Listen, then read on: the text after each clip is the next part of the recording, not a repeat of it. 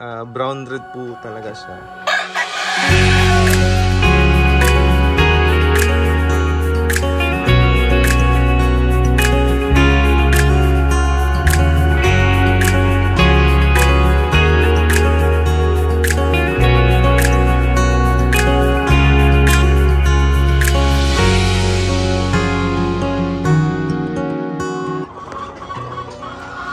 Ito po yung super brown red po na pulit na nakuha natin kay Sir Tatang Amarillo. Nasa 4 months po ito. I-prepare po natin to kay Brownie po, yung super brown red natin na broodstock. Siguro napansin niyo na po na nag-focus po ako muna sa super brown red.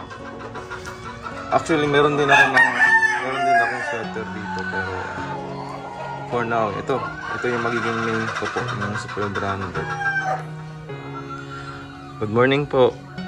Ako nga ulit po si Chicken Lover po at andito na naman tayo sa ating YouTube channel na Fried Chicken po.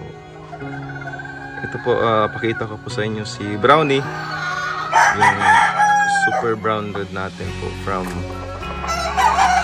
Sir Tatang Amarillo. Bali, nakakuha po siya ng game fowls po doon kay Sir Mount Banahaw po, kay Sir Ramon Montiero po, doon sa Dolores, Quezon.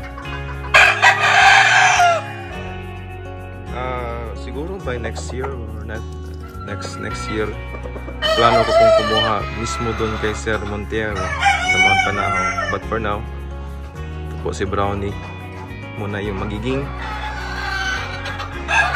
broodstock natin for this coming year o 2024 na breeding season po. Bali, yung kukunin ko po doon kay Sir Mount Banahaw is pang dagdag pwersa at pang refresh po dito sa mga magiging anak ni Brownie po. Kumuha din po ako kay Sir Sabong Pinas po ng dalawang solid of pure na SBR po through this pahulugan system. Around June 2024 po or July po makukuha ko po siya. At ito po yung gagamitin natin para makapag-produce tayo ng pang-materials natin. Ngayon lang po ulit ako napag-video kay Brownie kasi pinagpahinga ko muna siya.